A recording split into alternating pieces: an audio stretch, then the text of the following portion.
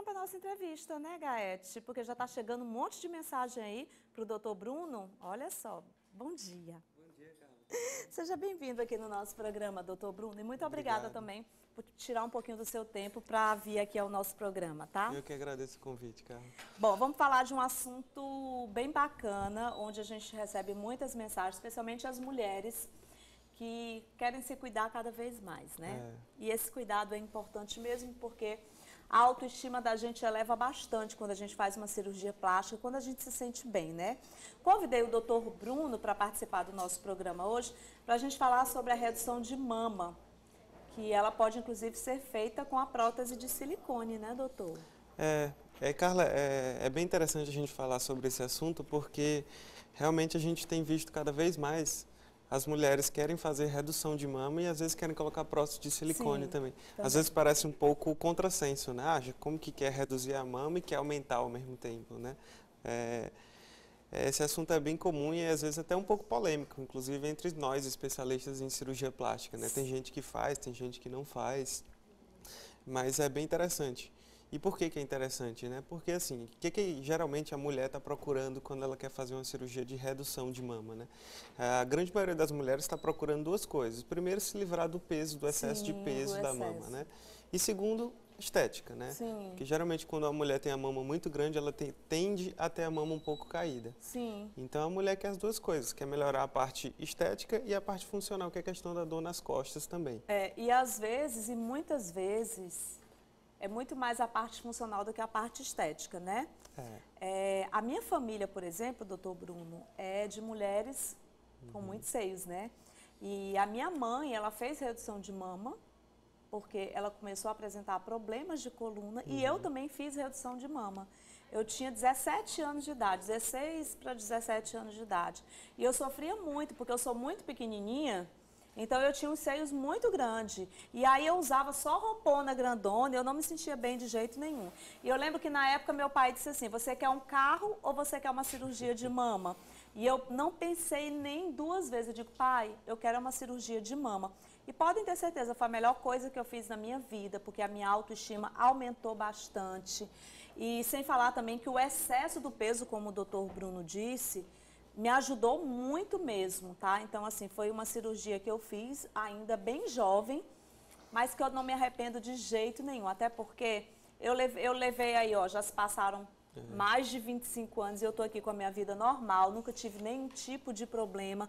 Porque tem muitas mulheres, inclusive, doutor, que tem medo de fazer a redução de mama antes de vir os filhos. Exato. Não tem uma coisa, não tem nada a ver com a outra. Eu acho que o fato de você se sentir melhor, especialmente também quando você passa a ter muita dor, vale a pena.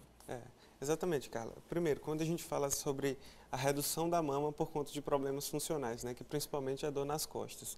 Geralmente, a mulher que tem a mama grande, ela tem a tendência, não só por conta do volume da mama, ela sente dor, mas também pela própria postura que a mulher fica, né, porque ela sempre vai ter a tendência a ficar com o corpo um pouquinho mais retraído. Então, assim, a pessoa, depois que faz a cirurgia da mama, ela tanto melhora a postura, quanto não tem mais aquele peso que segura na frente, né? Por isso que é uma das cirurgias mais procuradas que a gente faz no consultório. Também, doutor, e para jovem também. Tem a coisa de usar um biquíni. Exato. Aí tem a questão do bullying também, porque eu sofri bullying, viu, gente? Eu sofri muito bullying quando eu era novinha, porque eu tinha muito peito mesmo, era muito. Então eu só usava blusão, eu só usava aquelas roupas assim para poder disfarçar.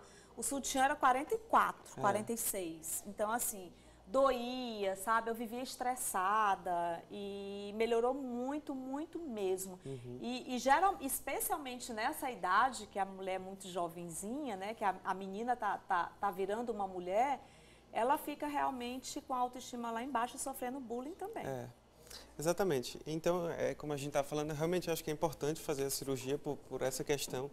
Mas aí, quando a pessoa procura o cirurgião para fazer essa cirurgia, muitas vezes surge um medo muito comum, Carla, que eles ficam com medo. Doutor, mas será que se eu fizer essa cirurgia, minha mama vai ficar muito quadrada? Vai ficar muito espalhada? Vai ficar bonita? Não vai ficar bonita? Vai ficar cicatrizes? Não vai ficar cicatrizes? Eu acho que a coisa da cicatriz também é uma coisa que mais pega, né? Mas que mais as pessoas têm receio de fazer a cirurgia por conta disso. Aí, nesse nesse contexto foi que surgiu a utilização de prótese de silicone, sim, mesmo em pacientes que fazem redução. Na minha época não existia isso, né, doutor? A técnica era completamente diferente. Exato. Né? Não tinha realmente isso. Uma tia minha recentemente veio aqui para Teresina, fez uma cirurgia de redução de mamas e ela já teve a opção de colocar a prótese ou não, mas como o muito peito é de família, ela resolveu não colocar. Mas existe essa possibilidade, sim. Né? Existe. Lógico, não é todo mundo que vai poder fazer, como a maioria das cirurgias plásticas, né? Cada pessoa tem sua indicação, pode ter umas pessoas que podem fazer e tem umas pessoas que não podem fazer, né? Reduções muito grandes, principalmente reduções acima de 700, 800 gramas de cada lado, que é uma redução bastante considerável, a gente não recomenda a utilização da prótese. Sim. Pelo risco que tem de ter complicações, como a abertura da ferida, necrose do mamilo, esse tipo de coisa. Mas reduções menores podem sim ser feitas com a utilização de prótese de silicone. E o que a gente faz basicamente? A gente vai tirar o tecido mamário da mulher, tanto o tecido mamário em si, a glândula mamária, quanto a gordura, e vai substituir esse tecido por uma prótese de silicone.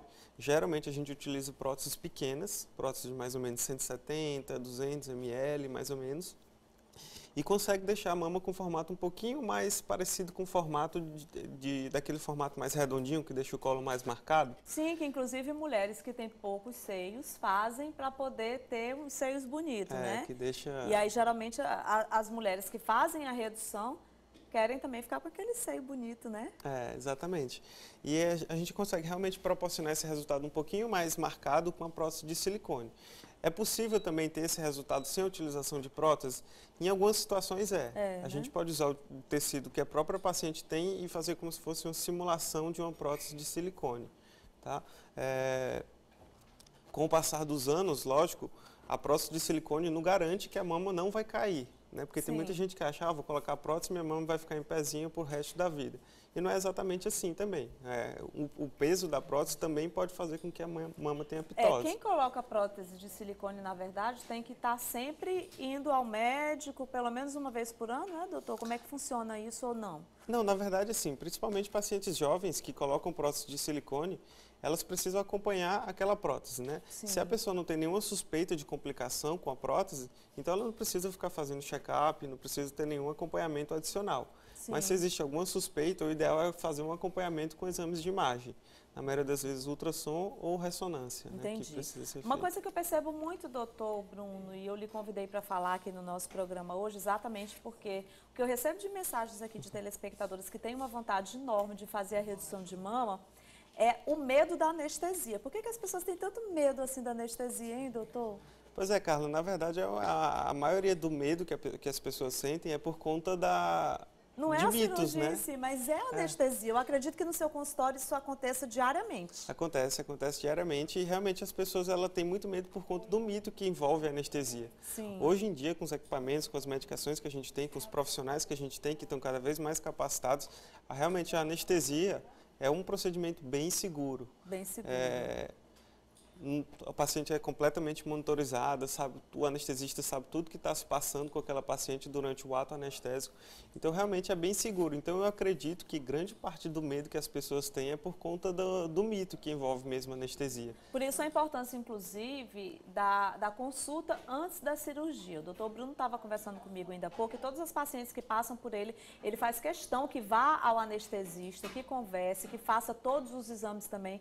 Porque assim, você vai fazer uma cirurgia como essa, mas você precisa realmente estar monitorado de tudo. E ele é muito cauteloso com relação a isso, né, doutor? O ideal é sempre que a paciente, depois de passar com o cirurgião plástico que tem a cirurgia indicada, ele passe na consulta que a gente chama de consulta pré-anestésica, né? Que é para o anestesista conhecer a paciente também.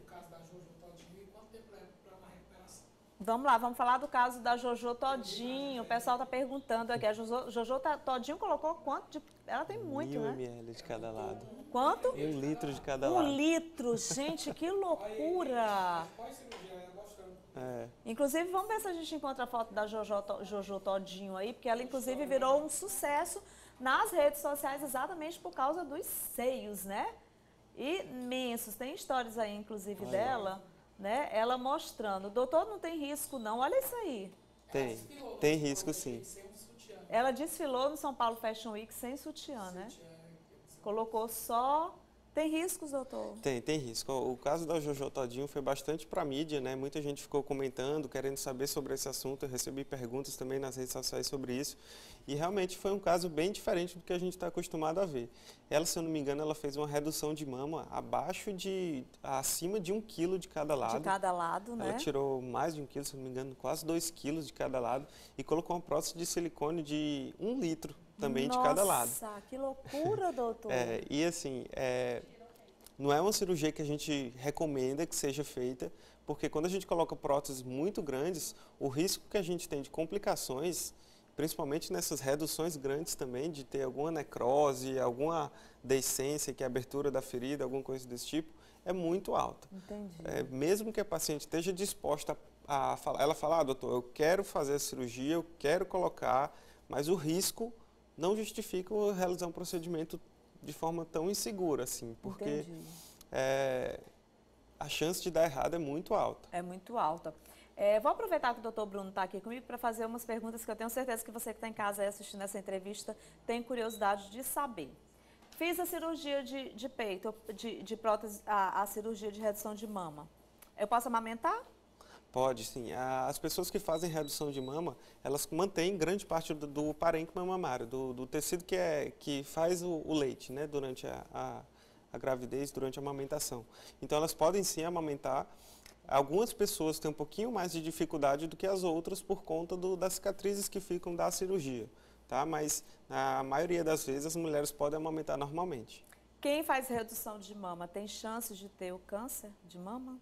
Não tem nada a ver, assim, a redução da mama com a probabilidade de desenvolver câncer de mama. Tem pessoas que têm medo de fazer porque acham que vão fazer uma cirurgia de redução e que vão ter câncer. Na verdade, se você for levar ao pé da letra, se você faz uma redução de mama, você teoricamente está tirando parte do tecido mamário. Parte do tecido então, mamário. se você tira uma parte do tecido mamário, talvez você tenha menos células que estão predispostas a levar ao desenvolvimento da neoplasia. Mas não tem nenhum estudo que comprova que pessoas que fazem redução de mama têm mais ou menos chances de ter câncer de mama. Na verdade, é igual a população que não fez a cirurgia. Que não fez a cirurgia, né? Com relação ao pós-operatório, doutor, tem muita gente também que tem medo do pós-operatório com relação ao trabalho, às atividades. Como é que... Hoje as coisas estão bem diferentes. Na época que eu fiz a minha cirurgia, gente, faz muito tempo mesmo, eu tinha o quê? 16, 17 anos. E aí... Era tudo muito diferente realmente, né? Inclusive com relação à cicatrização.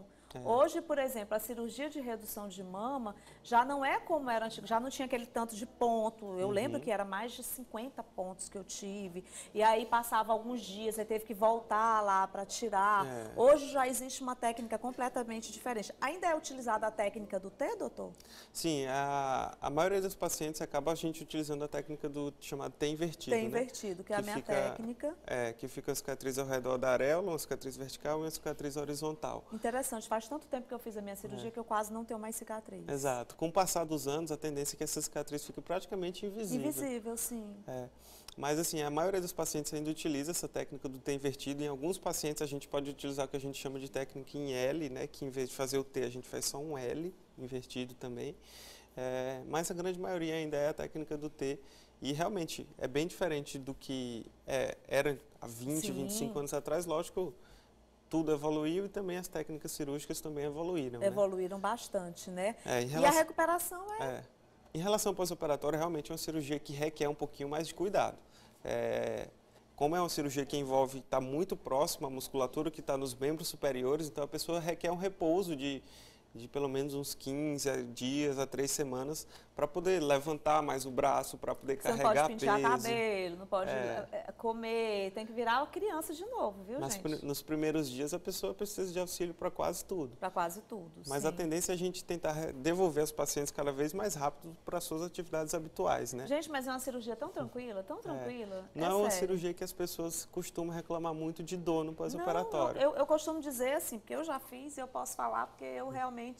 É uma cirurgia muito tranquila, foi a melhor coisa que eu fiz na minha vida, porque eu sofria muito bullying, eu tinha muitos seios, pesava bastante. Engraçado que tem pessoas que perguntam se eu tenho prótese de silicone, e eu não tenho. Na verdade, eu retirei, e eu lembro que na época foi quase 700 gramas de cada peito.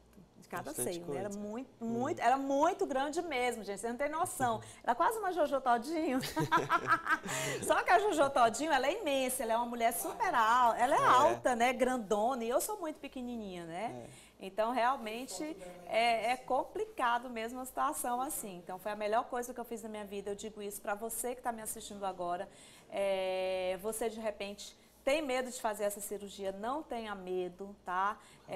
Procure um médico. Outra coisa que eu queria deixar como dica para você que está nos assistindo agora, procure um médico que faça parte da Sociedade Brasileira de Cirurgia Plástica, tá? O Dr. Bruno, ele faz parte e a gente chama a atenção para isso também, né, doutor? Exatamente.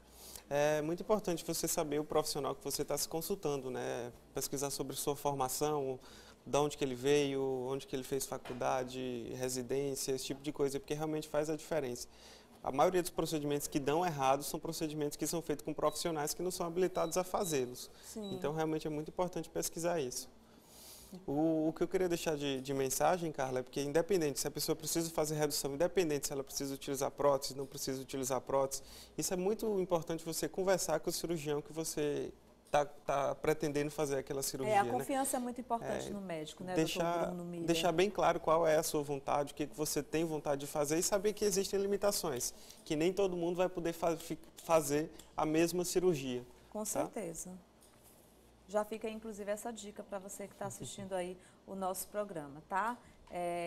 Procura um especialista na área, alguém que te passe confiança, como o doutor Bruno Miller mesmo falou aqui no nosso programa. É importante fazer parte da Sociedade Brasileira de Cirurgia Plástica, é importante essa confiança que você tem no profissional que vai fazer sua cirurgia. É importante você fazer uma cirurgia pré-anestésica, né, para você poder também... Faz essa consulta, porque você vai ficar muito mais tranquila. Às vezes antes de uma cirurgia, você fica assim, colocando tanta coisa na tua cabeça, que às vezes a pessoa vai num estado de estresse tão grande, não é, doutor? E que isso não é bom também. O estresse, a ansiedade e vários outros fatores podem influenciar também no ato cirúrgico e no ato anestésico, né? E o fato de você conversar com o paciente, tem muito paciente que, por exemplo, está marcado com cirurgia comigo daqui a 3 semanas. E quando a pessoa está nessa fase, ela fica muito ansiosa, né? Ela fica cheia de questionamento, muita gente chega para falar coisa para ela. Aí eu costumo falar assim, não, vem no meu consultório, vamos conversar. Aí chamo ela, converso bastante. E eu vou dizer outra coisa aqui, dar um conselho, na verdade, para as pessoas que estão me assistindo agora. Vai fazer uma cirurgia plástica, não conta nada para ninguém. Fica na sua, tá? Porque existem pessoas que vão dizer assim, ótimo, mas vai existir pessoas que vai dizer... Um monte de coisa, você vai ficar na sua cabeça, poxa, eu tô viva. Eu poderia estar indo para uma cirurgia se eu estivesse precisando de alguma coisa, se fosse uma questão de saúde. Aí eu vou entrar na cirurgia, será que eu vou voltar? Aí você começa a colocar tanta coisa na cabeça, né, doutor? Fala nada para ninguém, não. Só quem precisa saber é a sua família, as pessoas da sua família, tá? Eu, por exemplo, fiz uma cirurgia recente de nariz. Muita gente tomou um susto, porque eu não... Inclusive, o próprio cirurgião, né, o doutor Márcio Pio virou e disse, Carla, não precisa você falar nada para ninguém. Faça a sua cirurgia, também não precisa você... Porque hoje essa coisa de rede social também, doutor Bruno, as pessoas estão se expondo demais, né? Tem pessoas que fazem o seguinte, faz a cirurgia, já está ali dizendo, eu tô no centro cirúrgico e mostrando que acabou de fazer uma cirurgia plástica. Então, tenha muito cuidado com relação a isso também. Cuidado também com os fake news, né? Cuidado com o que você vê na internet, cuidado com a propaganda de uma forma assim, sabe? As pessoas têm que ter esse cuidado mesmo, né, doutor? Porque é uma responsabilidade. A gente está falando de saúde é coisa séria, né? Sim, a gente percebe mesmo, Carla, que realmente a maioria das pessoas chega e acabam questionando a pessoa, por que você vai fazer isso? Você está tão bem, não sei o quê. Porque a maioria quem está de fora não sabe o problema que a pessoa tem. Só sabe realmente aquela pessoa. E por isso que ela está procurando ajuda, né? Então, assim, realmente deixe para contar para as pessoas que realmente você acha que vai fazer alguma diferença, que a opinião dessa pessoa... Depois que passou, que você está maravilhosa, a pessoa vai chegar... O pessoal chega para mim e diz assim, cara, você está diferente. Foi o que você fez. Eu digo, não, gente, foi só o nariz que eu quebrei, tive que ajeitar e tá todo bonitinho e tal. É a mesma coisa, eu tinha muito seio. Quando eu fiz essa cirurgia, nossa, Carla, você... diminuir. Eu digo, gente, foi os seios que eu fiz uma cirurgia, tá reduzir a mama. Então, quando você vai mostrar para as pessoas, você já está bem, já passou por tudo. Né? Exatamente. Então, essa realmente é a dica que a gente deixa aí para você que está em casa assistindo o nosso programa. Doutor Bruno, eu amei a entrevista. Volte mais vezes para a gente poder falar de outros assuntos. Eu amo falar sobre cirurgia plástica, porque eu sei que muitas pessoas têm vontade de fazer, mas tem medo também, né? Tem. Realmente existem muitos mitos envolvendo a cirurgia plástica, né? E realmente é um prazer para mim falar sobre esses assuntos, falar sobre os assuntos que acabam aparecendo mais na mídia. Às vezes a gente fica sabendo as coisas de um jeito meio errado. Como você mesmo falou, tem muita fake news, muita coisa que não é necessariamente uma verdade. Então, realmente, eu deixo o link aberto para a gente, sempre que for possível, tirar dúvidas e estou à disposição para quem quiser falar sobre qualquer assunto em cirurgia plástica. Então tá bom, nós conversamos aqui com o Dr. Bruno Miller, tá? Fica aí essa dica de cuidado especial para você já começar bem a nossa semana aqui no Revista Meio Norte.